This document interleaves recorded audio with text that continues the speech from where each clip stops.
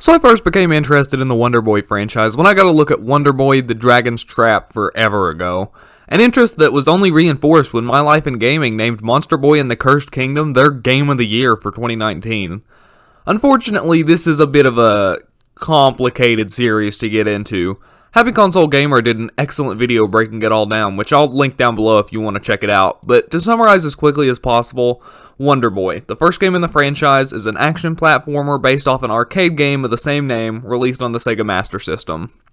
The game then got ported to the rivaling NES, but since Sega owned the rights to the Wonder Boy IP, the title and characters were changed to avoid legal issues. You might have heard of or even played the resulting game, Adventure Island.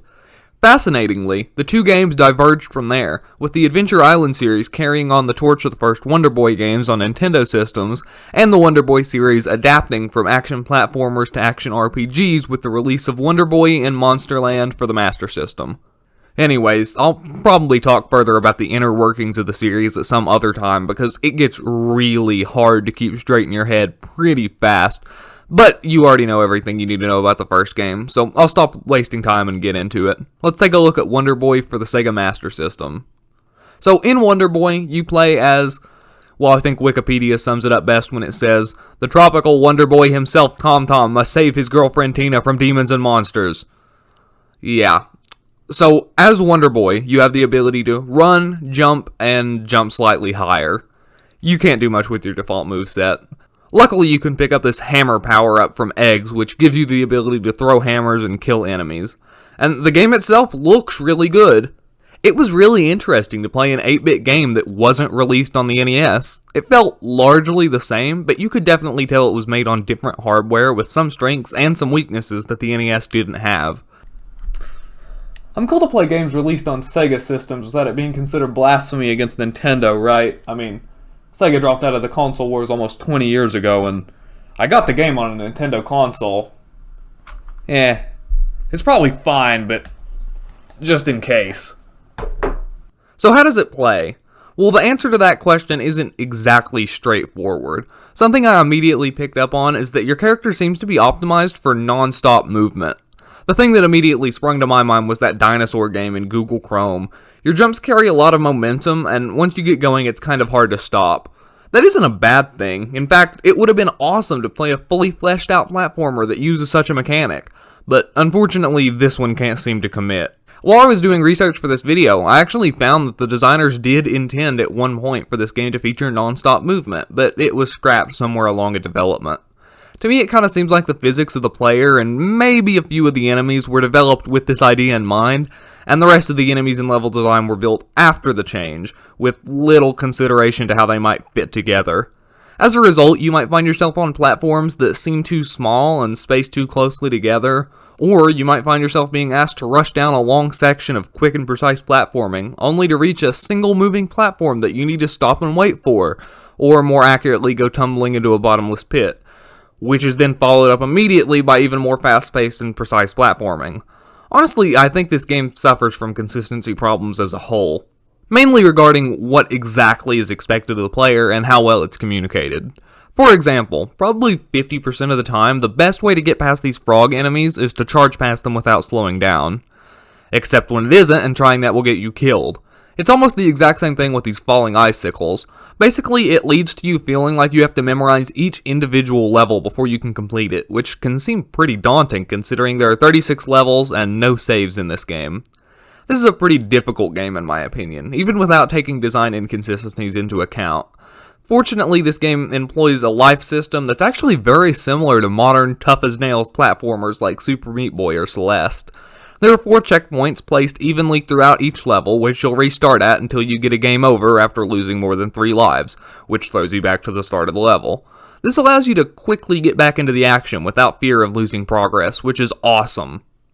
Personally, I think the game would have been better off ditching the life system altogether and permanently placing you at your last checkpoint, but it's whatever. And you know what else they seem to borrow from recent, extremely difficult indie games? The lack of frustration.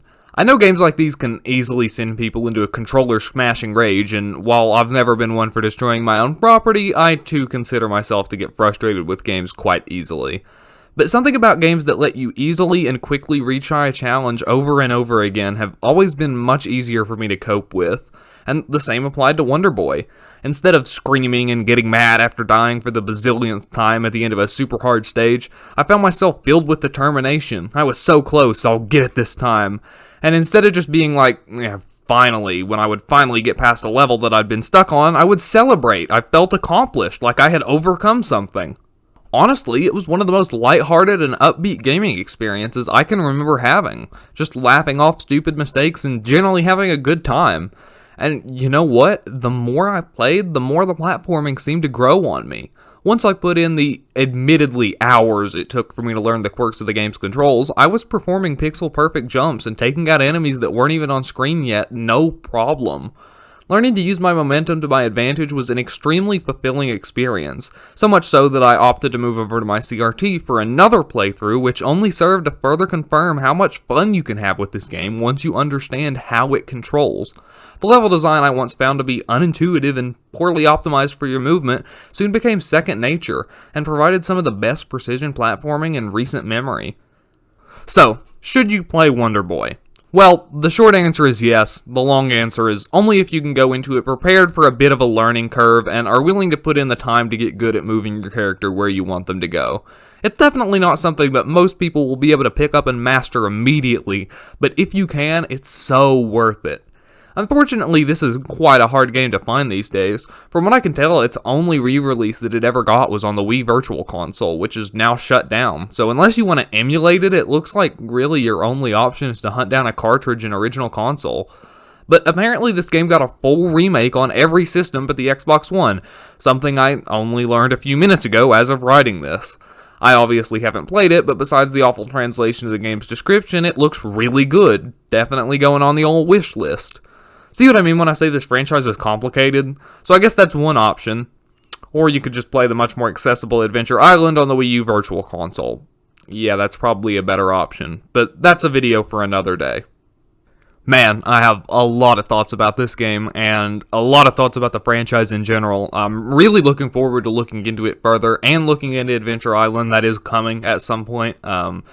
Because I could not fit everything I had to say into one video without going way over time, which I've learned in the past is probably not a great idea.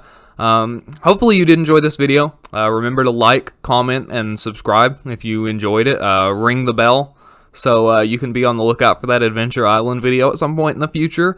And remember to comment down below. Have you ever even heard of these games? I know they're kind of obscure at this point. So I'd love to hear from you. And I guess that's about it. Thanks for watching.